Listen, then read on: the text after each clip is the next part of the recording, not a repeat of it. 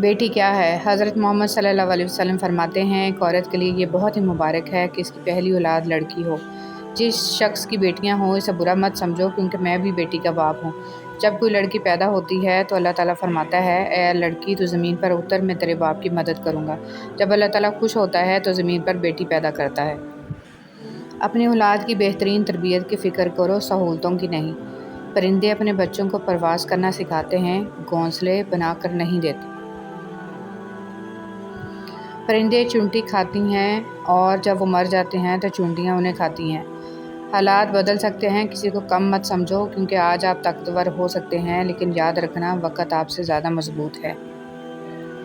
بارات آنے پر لڑکیاں جب پھول مردوں پر نچھاور کرتی ہیں، جب ڈی جے بجاتا ہے، کسی کے سر پر دوپٹہ نہیں، کسی کے لباس، حیا، سوز، دلہن دولہا کی انٹری پر انگلش ماحول، ہمارے جرموں کی فہرست بہت لمبی ہے۔ کیا قرآن یہ سب کہتا ہے؟ پھر کیوں رخصتی پر قرآن نکال لاتے ہو؟ اللہ پاک ہم سب کو قرآن و سنت کے مطابق زندگی گزارنے کی توفیق اور ہمت عطا فرمائے، آمین۔ اللہ کے ساتھ کیے گئے کسی معاملے میں خسارہ نہیں، پھر وہ صدقہ ہو یا خیرات، تجارت ہو یا محبت، راز و نیاز ہو یا دعا، الحمدللہ رب العالمین۔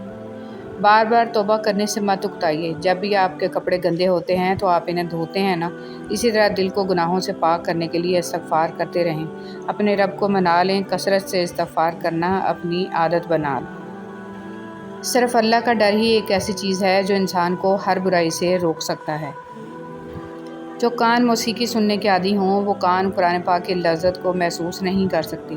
اگر آپ قرآن پاک کی لذت کو محسوس کرنا چاہتے ہیں تو موسیقی سننا چھوڑ دیں۔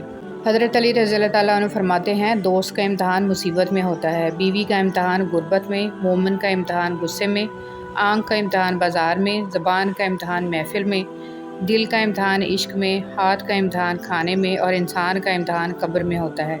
اللہ پاک سے دعا ہے کہ ہمیں قبر کے امتحان میں کامیابی عطا فرمائے، آمین۔ میں کیوں کسی کو برا یا ذلیل و حقیر سمجھوں؟ کیا پتہ اس کا میرے اللہ سے تعلق مجھ سے بہتر ہو اور وہ میرے اللہ کی نظر میں مجھ سے بہتر ہو۔ بیٹیوں کو والدین کی ضرورت شادی سے پہلے اتنی نہیں پڑتی جتنی شادی کے بعد ہوتی ہے۔ اللہ ہر بیٹی کے والدین کا سایہ سلامت رکھے اور ہر بیٹی کے نصیب نیک کرے، آمین۔ حضرت علی رضی اللہ تعالیٰ عنہ نے فرمایا کہ سب سے زیادہ احمق اور نادان وہ ہے جو بدکلامی اور گالی دینے پر فخر۔ کسی کو اداس پاؤ تو نصیحت کی بجائے اس کی سن لو، احساس سے، محبت سے، بنا کسی غرض کے۔ عائشہ رضی اللہ تعالیٰ عنہ نے نبی کریم صلی اللہ علیہ وسلم سے کہا یا رسول اللہ صلی اللہ علیہ وسلم، حضرت یوسف علیہ السلام کو اللہ نے اتنا پیارا بنایا اور آپ کو، تب حضور صلی اللہ علیہ وسلم مسکرا پڑے اور اچانک سے ایسا نور ٹپکا، حضرت عائشہ بے ہوش ہو گئیں۔ حضور صلی اللہ علیہ وسلم نے آنکھوں پہ ہاتھ پھیرتے ہوئے کہا عائشہ یہ تو ایک جھلک تھی، اللہ نے مجھے 70 پردوں میں چھپا رکھا ہے۔ آیت الکرسی۔ آیت الکرسی کو سید القرآن کہا جاتا ہے۔ آیت الکرسی قرآن کا بلند ترین نقطہ ہے۔ رسول صلی اللہ علیہ وسلم خدا آیت الکرسی کی تلاوت کے وقت مسکراتے رہتے تھے۔ آیت الکرسی یرقان کی بیماری کا علاج ہے، جس گھر میں اسے پڑھا جائے گا شیطان 3 روز تک اس کے گھر کے قریب بھی نہیں آئے گا۔ جو وضو کے بعد اسے پڑھے گا اسے 40 سال کی عبادت کا ثواب دیا جائے گا۔ اس کی 70 بار تلاوت معالج کی دعا کی محتاجی ختم کر دیتی ہے۔ گھر سے باہر نکلتے وقت آیت الکرسی کا پڑھنا مقاصد میں کامیاب کروا دیتا ہے۔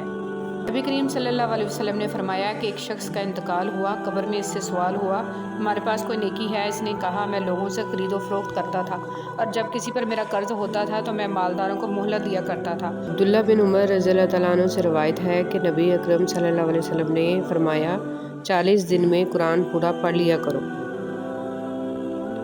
صلی اللہ علیہ وسلم نے فرمایا جنت ناگوار چیزوں میں گھری ہوئی ہے اور جہنم خواہشات نفسانی میں گھری ہوئی ہے۔